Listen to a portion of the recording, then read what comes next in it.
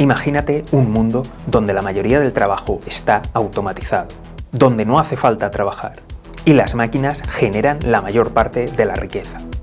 Y ahora la pregunta más importante: ¿dónde te encuentras tú? ¿Viviendo cómodamente? ¿Siendo dueño de alguna de estas empresas? ¿O a lo mejor te encuentras como la mayoría, sin ser dueño o accionista de estas empresas y sin ni siquiera tener un trabajo? Bienvenidos a Distopía, el mundo del mañana.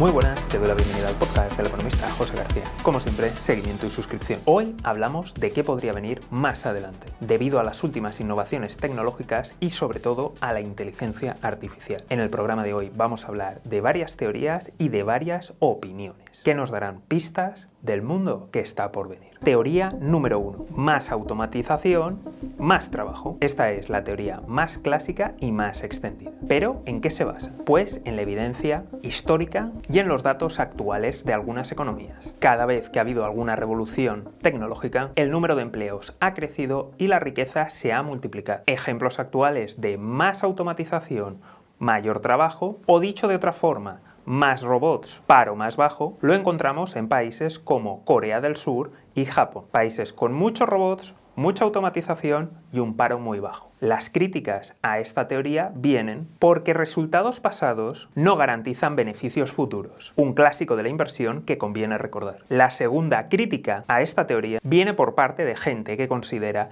que la inteligencia artificial no es un mero avance tecnológico y se trata de una disrupción total. Y por tanto, no podemos fiarnos de las series históricas. Teoría número 2. La menos conocida, pero en mi opinión, una de las más interesantes. La tecnología puede crear más puestos de trabajo y mayor riqueza, pero depende de decisiones empresariales y de decisiones políticas. Esto es algo que me parece sumamente importante, porque cuando salimos del mundo de la teoría económica y observamos la realidad, ¿cuántos empresarios hablan de libre mercado en público, mientras en privado aseguran que competir es solo para perdedores? ¿Cuántas empresas piden la menor intervención posible, mientras dedican millones en lobbies y en ejercer presión política para cambiar las leyes a su favor? Y a todo esto cabe recordar una realidad económica, fundamental y básica, y es: ¿qué hace la economía? La economía estudia cómo asignar recursos. Y esto es debido a que existen recursos limitados y deseos ilimitados. Pero ¿qué pasa si esos recursos dejan de ser limitados? ¿Qué pasa si hay recursos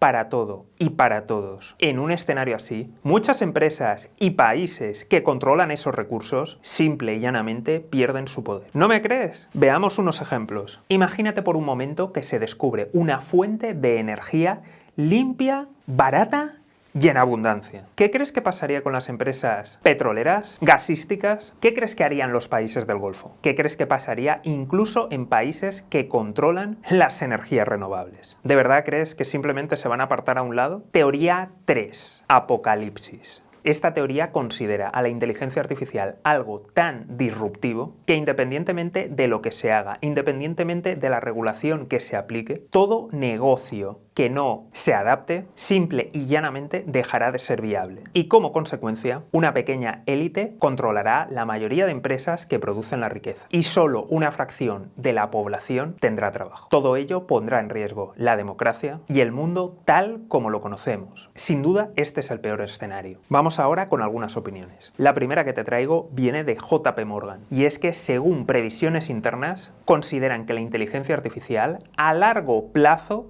creará más puestos de trabajo y mayor riqueza. Pero en el corto será una masacre. Millones de personas al paro sin posibilidad de incorporarse de nuevo al mercado laboral. Llegados a este punto, voy a compartirte mi opinión. Pero sobre todo, y lo más importante, el por qué llego a esas conclusiones. No hace mucho tiempo, un oyente se puso en contacto conmigo para preguntar sobre el Brexit y su impacto en la economía británica. Cuando me puse a investigar, me di cuenta que una gran parte de los problemas que tiene a día de hoy el Reino Unido provienen de mucho más atrás. Incluso estos problemas fueron los que desembocaron en el Brexit. De la misma forma, creo que muchos problemas que estamos viendo a día de hoy y que veremos más adelante, proceden de mucho más atrás y no solamente de la inteligencia artificial. Para ello, déjame que te muestre dos gráficos. En el primero de ellos vemos la productividad del trabajador, o dicho de otro modo, la productividad por cada empleado, y en la otra línea vemos la creación de empleo. Estos datos corresponden a la economía de Estados Unidos, pero creo que nos ilustrarán y sospecho que esto ha pasado en otros países e incluso que ha sido peor. Fíjate que pasa alrededor del año 2000. Ahora vamos a repasar lo que ha pasado anteriormente y verás que conforme ha aumentado la productividad, también ha aumentado el número de empleados, algo que la economía clásica nos dice. Y es el motivo por el que oímos a tantos políticos y expertos hacer hincapié en la productividad, productividad, productividad para solucionar los problemas económicos y sociales. Pero ¿qué nos encontramos a partir del año 2000? Vemos que la productividad sigue aumentando, pero el empleo no la acompaña. Ahora te mostraré el gráfico 2 y en este podemos observar el peso de las remuneraciones a los trabajadores como porcentaje del PIB. Fíjate bien en cuál es la tendencia para ambos casos,